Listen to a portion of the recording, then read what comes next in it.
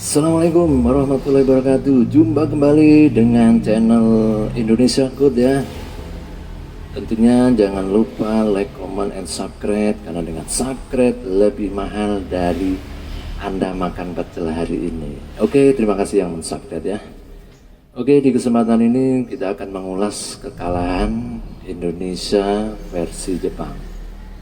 Mungkin ini adalah kekalahan yang begitu besar ya di 4-0. Tapi tentunya kita harus sadar bahwa Jepang adalah pemain tim yang sangat kuat di Asia Tenggara. Bahkan dari ranking kedudukan FIFA kita sangat jauh. Jadi tentunya dengan kekalahan ini kita harus tetap semangat dan bermotivasi. Jangan kendor, karena di pertandingan yang ke depan kita akan melawan yang namanya Arab Saudi, Bahrain, dan China. Tentunya kita harus tetap support Garuda Indonesia.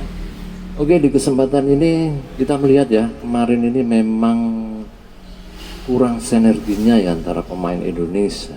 Karena apa? Ya mungkin yang dinaturalisasi ini jam terbang untuk main bersama masih kurang ya. Kita harus menyadari itu. Sekali berapapun seorang pemain, tapi kalau langsung berpasangan belum tentu bisa chemistry sehatinya itu kita dapat belum. Tentunya ini adalah masukan untuk Coach Sintayong atau bahkan jajaran-jajaran pelatih Garuda Indonesia. Paling tidak itu chemistry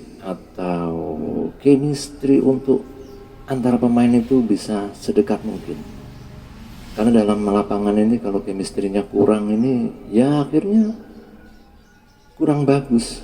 Kerjasama tim itu akhirnya kurang. Kita lihat kemarin ini seperti kita ini seakan-akan separuh lapangan ya kalau kita melihat ya. Jadi kita itu seperti di backing 1,5 lapangan.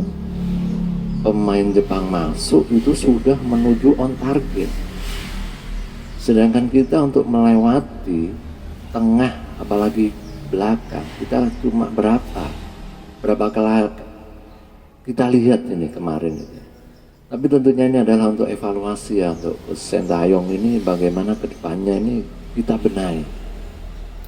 Yang penting untuk pemain Garuda Indonesia, Anda harus selalu semangat dan tetap, karena perjuangan tidak di hari ini aja. Perjuangan masih panjang, waktu Anda masih banyak untuk mencapai suatu karir yang lebih tinggi. Tentunya juga saya lihat Bapak Erick Thohir, saya selalu mengapresiasi Anda ya.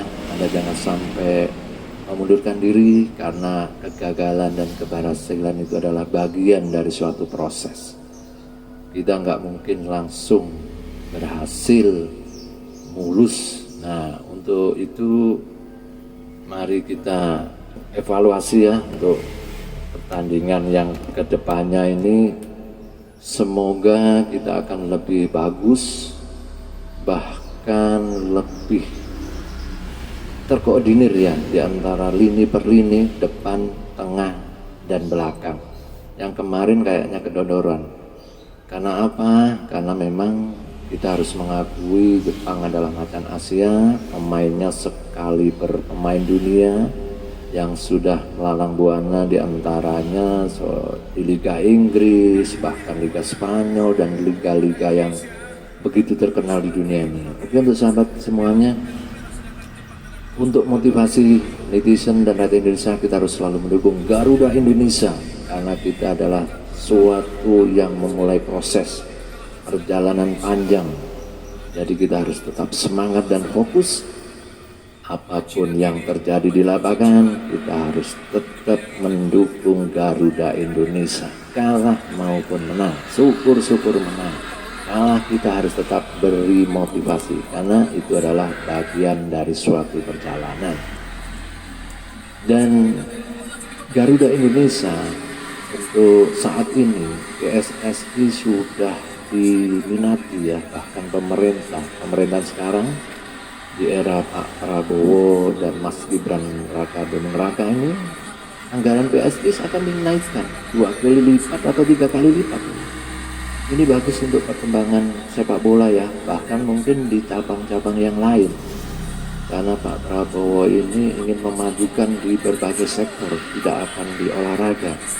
Bahkan di pangan yang kita lihat sudah begitu antusiasnya, bahkan jajaran menterinya sudah bekerja, bahkan di perumahan dimanapun ya. Jadi meliputi semua aspek dan semua bidang. Oke, untuk yang Garuda yang saat ini kita lihat, kita harus tetap memberi support ya untuk Garuda Indonesia supaya kedepannya akan lebih baik. Terutama saya mengapresiasi untuk Ketua PSI Bapak Erick Thohir harus tetap semangat, jangan putus asa dengan kekalahan ini dan jangan mundurkan diri, karena Anda adalah figur yang paling cocok saat ini. Bukan yang lainnya nggak cocok, Anda lebih cocok karena berpengalaman. Saya selalu mendukung Anda. Saya tetap bersemangat walaupun Indonesia dalam melangkah melawan Jepang mengalami kekalahan. Kita harus tetap support dan memberi semangat, jangan sampai kendor. Masalahnya di depannya 3 pertandingan lagi sudah di depan mata. Kita jangan terpuruk. Musuh kemarin yang mengalami kekalahan karena Jepang adalah macan Asia. Kita harus bangga karena kita sudah paling tidak bisa mengimbangi permainan dari Jepang. Oke, untuk Coach Sinteyong kita harus mengevaluasi ya Anda ya. Jadi semoga chemistry atau kerjasama tim harus bisa ditingkatkan. Di antaranya terutama di pemain belakang dan tengah dan ke depan. Kita lihat kemarin kayaknya selalu sulit untuk menembus. Tidak ada variasi-variasi pencarangan sehingga bisa membobol yang namanya pertahanan. Jangankan membobol gawang, untuk pertahanan kita terasa sulit.